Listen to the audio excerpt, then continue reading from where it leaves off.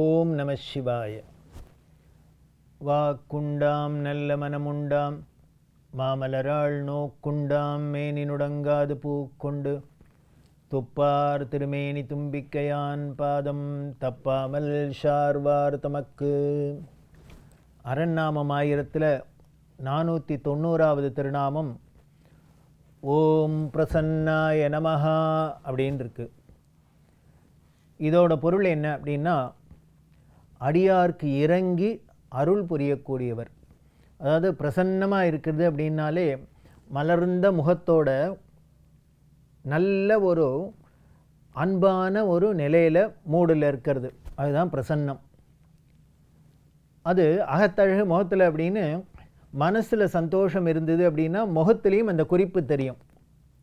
மகமும் அந்த மனசுக்கு ஏற்றாப்பில் முகமும் மலர்ந்து அழகாக இருக்குது. அதனால்தான் பிரசன்னாய நமஹா அப்படின்னு இருக்குது. அதே மாதிரி 491வது திருநாமம் ஓம் பிரசாதாய நமஹா அப்படின்னு சொல்லியிருக்கு. இதோட பொருள் என்ன அப்படின்னா, அன்பும் அருளுமே வடிவானவராக இருக்கிறதுனால இவர் என்ன பண்ணுறார் அப்படின்னார், யார் எதை கேட்டாலும் விரும்பினாலும் கோரிய பலனை தரக்கூடியவராக இருக்கார். அடுத்தவர்கள் கேட்டதெல்லாம் யார் கொடுப்பா அப்படின்னார், யார்கிட்ட அன்பு இருக்கோ இரக்கம் இருக்கோ கருணை இருக்கோ அவர்கள் தான் தங்கிட்ட வேணும்னு எதை கேட்டாலும் கொடுப்பா. அதில் அளவில்லை வரம்பு இல்லை, இதைத்தான் கொடுப்பார் அதைத்தான் கொடுப்பார் இவ்வளவுதான் கொடுப்பார் அவ்வளவுதான் கொடுப்பார்னு இல்லை. விரும்பினதை அத்தனையும் கொடுக்குறார். இன்னும் சொல்லப்போனால் விரும்பினத்துக்கு மேலேயே கொடுக்குறார். இதுக்கு முன்னால் பார்த்தோமே, பால் வேணும்னு கேட்ட குழந்தைக்கு பார் கடலையே கொடுத்தார் அப்படின்னு. அப்படி பிரசாதத்தை கொடுக்கக்கூடியவராக இருக்கார். அவர் அன்பு அருள் வடிவமாக இருக்கார். அன்பே சிவம் அப்படின்னு தானே சொல்லப்படுறது. இதே இந்த நாமமே 48வது திருநாமமும் வந்திருக்கு. பின்னால் 513வது திருநாமமும் இந்த பிரசாதாய நமஹா அப்படின்னு வரப்போகிறது. இவர் எப்படி அன்பு வடிவமாக இருக்கார், அருள் வடிவமாக இருக்கார், எப்படிலாம் வாரி வழங்குறார் அப்படிங்கிறதுக்கு பார்த்தோம் அப்படின்னா, அந்த சிவபெருமானோட மகாத்மியத்தில் சொல்கிறது. ஹரிகேசன் அப்படிங்கிற ஒருத்தரோட கதை சொல்லப்படுறது. பூர்ணபத்ரன் பூர்ணபக்தரன் அப்படின்னு ஒரு யக்ஷன், அதாவது தேவர்களில் ஒரு வடிவம், யக்ஷர்கள் கந்தர்வர்கள் அப்படிலாம். அந்த பூர்ணபத்ரங்கிற யக்ஷனோட மகன்தான் ஹரிகேசன் அப்படின்னு. இந்த ஹரிகேசன் பிறந்ததுலேருந்தே சிவபெருமான்கிட்ட அளவில்லாத பக்தி, அதுவும் காசியில் இருக்கக்கூடிய விஸ்வநாதர்கிட்ட அப்படி ஒரு பக்தியோடு இருந்தார். அப்படி பக்தி பண்ணிட்டு பார்த்தார் அப்பாவான யக்ஷனான பூர்ணபத்ரன். இவன் ஏதோ நம்ம குலதர்மத்துக்கு விரோதமாக ஏதோ இப்படி பக்திலாம் பண்ணின்னு இருக்கான் அப்படின்னுட்டு கண்டித்து பார்த்தார். இந்த குழந்தையோட பக்தி போகலை, அந்த குழந்தை மாறலை. அதனால் என்ன பண்ணிட்டார், வீட்டை விட்டு விரட்டிட்டார். தன்னோட புள்ள சொன்னதை கேட்கலன்னு, தான் இஷ்டப்படி இல்லை தான் நினச்சபடி இல்லை அப்படிங்கிறதுனால வீட்டை விட்டு பிள்ளைய ஹரிகேசனை துரத்தினா அப்பாவே வீட்டை விட்டு துரத்திட்டா அந்த பிள்ளை என்ன பண்ணும். இந்த ஹரிகேசன் என்ன பண்ணுறார், சிவனோட பஞ்சாட்சரத்தை ஜபிச்சுட்டு கால் போன போக்கில் நடந்து வந்துட்டுருக்கு. எங்கே போகிறது எப்படி இருக்கிறது ஒன்றும் புரியல, வீட்டை விட்டு விரட்டியாச்சு வந்துட்டுருக்கான். இப்படி வந்துட்டே இருக்கிறதே பல வனங்கள்லாம் தாண்டி தாண்டி தாண்டி கடைசியில் எங்கே வந்தார், காசிக்கு வந்தார். ஏன்னா இவருக்கு எப்பொழுதுமே அந்த விஸ்வநாதர் மேலே காசியில் ஒரு அன்பு இருக்கிறதுனால அவர் இந்த காசிக்கு வந்தார். காசியில் அதுக்கு பேர் ஆனந்தவனம் அப்படின்லாம் பேர். அதில் இவர் தவம் பண்ண ஆரம்பிச்சிட்டு, இந்த ஹரிகேசன் தவம் பண்ணியிருந்தார். பல காலங்கள் தவம் பண்ண, இந்த தவம் பண்ணினாலே உடனே மேலே புற்று வைக்கும் அப்படின்லாம் நமக்கு புராணங்கள் சொல்கிறதே ஆச்சரியமாக இருக்கும். எப்படி அப்படின்னா, ஒன்றும் இல்லை, தன்னோட இந்த உடம்பு பிரஜை இல்லாத நிலையை மறந்து இருக்கிறது தான் தவம். ஏதோ ஒரு விஷயத்தை நம்ம மனசுக்குள்ளே ஆழமாக தீவிரமாக சிந்தனை பண்ண ஆரம்பிச்சிட்டோம், எண்ண ஆரம்பிச்சிட்டோம் அப்படின்னா அப்போ நமக்கு இந்த வெளியில் இருக்கக்கூடிய இந்த உலக விஷயங்கள்லாம் மறந்து போயிடும். முன்னமே சொல்லியிருக்கேன், இந்த குழந்தையெல்லாம் இனிமேல் ஐஏஎஸ் பாஸ் பண்ணணும், இனிமேல் ஸ்டேட் ஃபஸ்ட் வரணும் அப்படின்னு படிக்க ஆரம்பிச்சுட்டா அப்போ அந்த குழந்தைகளுக்கு பசி தெரியல, தூக்கம் தெரியல, என்ன பண்ணுற வெளி விஷயம் எதுவுமே தெரியல. அந்த படிப்புலேயே கவனம் முழுக்கலும் இப்படி இருக்கிறது எல்லாமே தவம்தான். தவம் அப்படின்னா வேற ஒன்றும் நினச்சிக்க வேண்டாம். எந்த ஒரு விஷயத்தை நாம் அடையணும்னு உறுதியோட மனசுக்குள்ளே ஆழ் மனசில் நினைக்கிறோமோ அதுலேயே எண்ணம் மாறாத அப்படியே நிலைச்சி இருக்கிறது தான் தவம். அப்படி இருக்க ஆரம்பிச்சிட்டோம் அப்படின்னா அப்போ நம்மளோட வெளி பிரஜை எல்லாமே போயிடும். உடம்பை பற்றினதாக இருக்கட்டும், இந்த உலகத்தை பற்றினதாக எல்லாம் தானே அதெல்லாம் மறந்து போயிடும், அதில் கவனம் இல்லாத போயிடும். அப்படி இருக்கிறதே ரொம்பவே நம்ம ஒரே இடத்துல ஆடாத அசையாத இருந்தோம் அப்படின்னா இந்த கரையாம்புத்தெல்லாம் வைக்க ஆரம்பிச்சிடும். அப்படி தான் எல்லா ரிஷிகளும், வால்மீகிங்கிற ரிஷி அவருக்கு, அதனால தான் வால்மீகின்னே பேர் அவருக்கு. அப்படி தன்னை மறந்து அவர்கள் அந்த ஆழ்நிலை தியானத்தில் இருக்கிறதுனால புற்றெல்லாம் வச்சது இப்படிலாம் இருந்தது. இவரோட தவம் பார்த்தார் சிவபெருமான். உடனே என்னமன்னார், தேவியோட, பார்வதி தேவியோட அந்த இடத்துக்கு காட்டுக்கு வந்தார். வந்து அந்த புத்தெல்லாம் கலைச்சு அந்த ஹரிகேசனை தட்டி எழுப்பி அவரை சுயநினைவுக்கு வர வைக்கிறது. இந்த புராணத்தில் சொல்கிறதெல்லாம் இருக்கட்டும், மௌன சுவாமிகள் அப்படின்னு ஒரு மகான் இருந்தார் கும்பகோணத்தில். இன்றைக்கும் அவரோட சமாதி இருக்குது, மௌன சுவாமிகள் மடம்னு இருக்குது.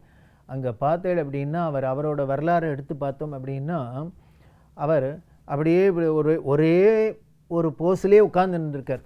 எத்தனை நாள் அப்படின்னார், வருஷக்கணக்காக இந்த கால் மேலே காலை இப்படி தூக்கி போட்டு உட்கார்ந்துருப்பார். உட்கார்ந்துருந்தவர் உட்கார்ந்துட்டே இருக்கார். இப்போ ரொம்ப பழைய காலம்லாம் இல்லை. இவரை பார்த்தவர்கள் நமக்கு முன்னால் இருந்த தலைமுறையில் கூட இருந்தவாள்லாம் அந்த மௌன சுவாமிகளை பார்த்துருக்கா. அப்படியே உட்கார்ந்த இடத்துலையே ஒரே போஸ்டில் உட்கார்ந்துருப்பாராம். அவர் கண்ணு திறந்தபடி இருக்கும். அவர் ஆனால் யாரையும் பார்க்குறாரா இருக்கிறாரோ ஒன்றும் தெரியாது, அப்படியே இருப்பாராம். உட்கார்ந்த இடத்துலையே அப்படியே இருக்கிறது, பேச்சு கிடையாது. அதனாலே அவருக்கு பேர் மௌன சுவாமிகள்னு பேர். அப்படி இருக்கிறவரை பார்த்துட்டு அக்கம் பக்கத்தில் இருக்கிறவெல்லாம் இப்படி ஒரு ஆள் இருக்க, அவர் உடம்புல அவதூதராக இருந்தார். ஏன்னா சரீரம்னு ஒன்று இருக்குங்கிறதே தெரியலையே, தெரியாத போது அதில் அப்புறம் துணியை கட்டிக்கணும், அதை குளிக்கணும், இதெல்லாம் தெரிய போகிறதா என்ன, ஒன்றும் தெரியாது. அப்படி இருக்கிறதே பக்கத்தில் இருக்கிற அடியார்கள்லாம் வந்து அவரை பார்த்துட்டு அவருக்கு பணிவிடையெல்லாம் செய்வாளாம். அவளாவே அந்த இடத்தெல்லாம் சுத்தம் பண்ணி அவருக்கு தொடச்சி விட்டு அடிச்சு விட்டு இது மாதிரி பண்ண. ஆனால் அவர் ஒன்றுத்துக்கும் ரியாக்டே பண்ண மாட்டார். அவர் அப்படியே கட்ட மாதிரியே கிடப்பார். அப்போது ஒரு அம்மா என்ன பண்ண, தாயுள்ளத்தோடு இவர் பசியோடு இருப்பாரேன்ட்டு தயிர் சாத்தை பிசைஞ்சின்னு வந்து இவர் வாயை திறக்கணுன்னா வாயை திறக்கவே மாட்டார். அதனால் என்ன பண்ணுவாளான்னா இந்த உதட்டில் வாயிலெல்லாம் அப்படியே தடவிட்டு போகலாம். பேஸ்ட்டை தடவுறாப்பில் தடவினா சரி அப்போவான்னு இவர் உள்ளுக்குள்ளே அதை இழுத்துக்கலாமோ இல்லையோ, இழுத்துக்க மாட்டார், அப்படியே இருக்குமாம். அதை எப்படி இருக்கும்னு மறுநாளைக்கு அந்த அம்மா வந்து பார்த்தாக்க நேற்றுக்கு ஈஷின சாதம் அப்படியே இருக்கும். இப்படி வச்சு வச்சு கட்டை எறும்பெல்லாம் வாய் முழுக்கலும் மொச்சுன்னு இருக்குமா. எறும்பெல்லாம் மொச்சு ஒரு கட்டெரும்பு கடிச்சதுனாலே எப்படி இருக்கும், வந்து கட்டெரும்பெல்லாம் அந்த உதட்டை கடிச்சு உதடெல்லாம் வீங்கி முகம்லாம் வீங்கி இப்படிலாம் இருக்கும். அப்பவும் அவர் ஒன்றும் அசைவே கிடையாது.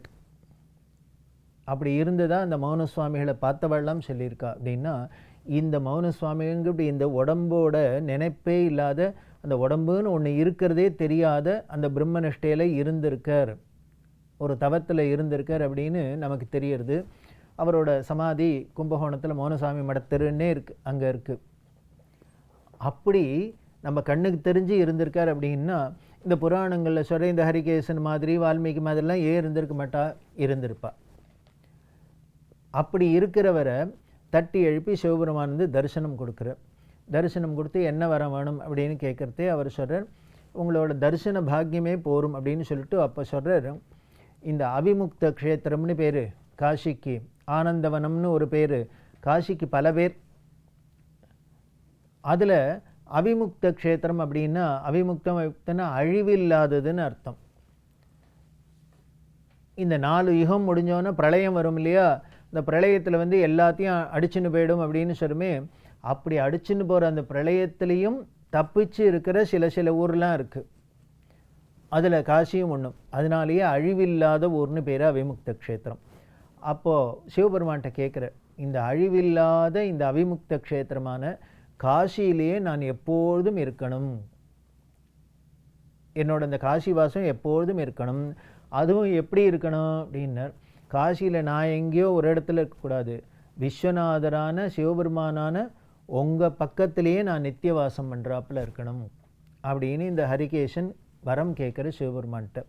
உடனே சிவபெருமான் என்ன சொல்கிறார், நீ அவரோட பக்திக்கு மெச்சி உனக்கு அப்படியே வரம் கொடுத்தேன், அது மட்டும் இல்லை இதுக்கும் மேலே கொடுக்குறேன், என்ன பண்ணுறேன் அப்படின்னு, நீ வெறும் இங்கே ஹரிகேஷனுங்கிற பக்தனா மட்டும் இந்த காசியில் வாசம் இல்லை, என்னோட சிவகணங்களில் ஒத்தராக ஒன்றா ஆக்குறேன். சிவகணங்களில் ஒத்தராக ஆக்கி உனக்கு தண்டபாணி அப்படின்னு பேர். அந்த சிவகணத்தில் ஹரிகேசனை சிவபெருமான் வரம் கொடுத்து அவரை சிவகணத்தில் ஒன்றாக்கி முக்கிய கணமாக்கி தண்டபாணிங்கிற பெயரை வைக்கிறார். வச்சு இங்கேயே இரு அப்படின்னு சொல்கிறார். இன்றைக்கும் காசிக்கு போனால் காசியில் பார்க்க வேண்டிய தரிசிக்க வேண்டியதில் ஒரு ஸ்லோகமே இருக்குது. விஸ்வேஷம் மாதவம் டுண்டிம் தண்டபாணிஞ்ச பைரவம் வந்தே காஷிம் குஹாம் கங்காம் பவானியும் மணிகர்ணிகாம் அப்படின்னு இந்த காசியில் முக்கியமான இடங்களை சொல்லப்பட்டிருக்கு. அதில் காசிக்கு போனோம் அப்படின்னா விஸ்வநாதரை தரிசனம் பண்ணணும், அன்னபூர்ணியை தரிசனம் பண்ணணும், இதெல்லாம் தெரியும் எல்லாருக்கும். ஆனால் இந்த தண்டபாணி அப்படின்னு அங்கே காசியில் ஒரு முக்கியமான கோவில், காலபைரவர் தண்டபாணி இவர்கள்லாம் இவா எல்லாரையும் தரிசனம் பண்ணும். அப்போ சிவபெருமான் சொல்கிறார், இவ்வளோ பக்தனான நீ இருக்கிற ஒன்றை தரிசனம் பண்ணினாதான் காசியில் என்னை தரிசித்த பலன் எல்லாருக்கும் உண்டு, உன்னை பார்க்காத போனால் என்னை தரிசனம் பண்ண பலனும் இல்லை அப்படின்னு வார்த்தை கொடுக்குறார். அதனால தான் காசிக்கு போனாக்க முக்கியமாக விஸ்வநாதர், விசாலாட்சி, அன்னபூர்ணி தரிசனம் பண்ணால் காலபைரவரை தரிசனம் பண்ணுறது, இந்த தண்டபாணியை தரிசனம் பண்ணுறது அப்படின்லாம் சொல்லப்பட்டிருக்கு. அப்படி அந்த தண்டபாணிங்கிற ஒரு சிவகணமாக ஆக்கி வச்சிருக்கார். அப்படின்னா அந்த ஹரிகேசனை இதை அன்பு அருள் வடிவமாக இல்லாத அடியார்க்கு இறங்கி அருள் பண்ணுற பிரசன்னாய நமஹா பிரசாதாய நமஹா அப்படிங்கிற நாமத்துக்கு ஏத்தாப்பில் தான் இவர் இப்படி அருள் பண்ணியிருக்கன்னு தெரியுது. அதுக்கப்புறம் என்ன பண்ணார், உத்பிரமன் சம்பிரமன் அப்படின்னு 2 பேர் இவருக்கு கூட பக்கபலமாக வச்சு நீங்கள் இந்த காசியும் காத்துண்டு வரணும், காவல் தெய்வமாக இருக்கணும் அப்படின்லாம் சிவபெருமான் வரம் கொடுத்ததா நமக்கு இந்த ஹரிகேச சரித்திரம் சொல்கிறது.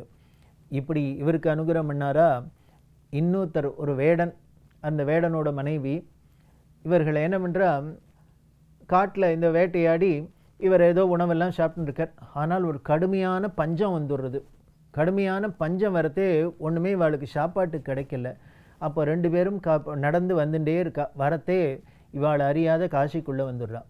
வந்தால் அங்கே ஒரு பெரிய தாமரை தடாகம் இருக்குது. அந்த வேடன் என்ன பண்ணார், அந்த தாமரை தடாகத்தில் இருக்கிற பூவெல்லாம் பறிச்சுன்னு எல்லாரும் விஸ்வநாதர் கோவிலுக்கு போவாளே அவள் வாங்கிப்பாளாக்கா, அதில் தான் நமக்கு வருமானம் வரும், அதுலேருந்து நம்ம சாப்பாட்டுக்கு எதானு பண்ணலான்னா அன்னைக்கின்னு பார்த்து ஒருத்தரும் தாமரைப்பூவே வாங்கலை. பார்த்தார் இந்த வேடன். அதனால் என்ன பண்ணார், தாமரைப்பூ இனிமேல் காலை பொழுது விடிஞ்சினாக்கா எல்லாம் வாடி போயிடும். அதனால் விஸ்வநாதர் கோவிலுக்கு போனார். அத்தனை தாமரைப்பூயும் அவர் மேலே போட்டார். எனக்கு வேறு ஒன்றும் இல்லை, வழி தான் இல்லை, நீனு தான் எனக்கு இன்றைக்கி படி இழக்கலை, இந்தா அப்படின்ட்டு விஸ்வநாதர் மேலே தாமரைப்பூவை போட்டார். சாப்பிடலையா, முழுக்களும் தூக்கம் வரலை, அங்கேயே கண் முழிச்சுன்னு உட்காந்துருந்தா இது என்ன ஆயிடுத்துனர், மறுநாள் பொழுது விடியறது விஸ்வநாதர் சிவபெருமான் நேராக இவர்களுக்கு தரிசனம் கொடுக்க ஆரம்பிச்சிட்டார். ஏன்னர் அன்றைக்கி சிவராத்திரி, சிவராத்திரியில் இவர்களை அறியாத சாப்பாட்டுக்கு ஒன்றுமில்லைன்னு சாப்பிடாத போக இவர்களுக்கு இந்த பறிச்ச பூ ஒருத்தரும் வாங்கலைங்கிறதுனால இவர் வேலை போட இவர் தரிசனம் கொடுத்து அருள் பண்ணி அதுக்கப்புறம் புஷ்பவாகனன் அப்படிங்கிற ஒரு பெரிய தேவரையாக ஆக்கியிருக்கார் அப்படின்னு நமக்கு இந்த புராணம் சொல்லுது. இப்படி அனைவருக்கும் அவர்கள் எதிர்பார்க்காத வரத்தெல்லாம் கொடுத்து அருளக்கூடிய கருணை வள்ளல் சிவபெருமான். அதனால்தான் பிரசாதாய நமஹா அப்படின்னு சொல்லியிருக்கு. அப்படி இருக்கிற அவரோட பெருமையை தொடர்ந்து பார்க்க போகிறோம். ஓம் நம சிவாய்.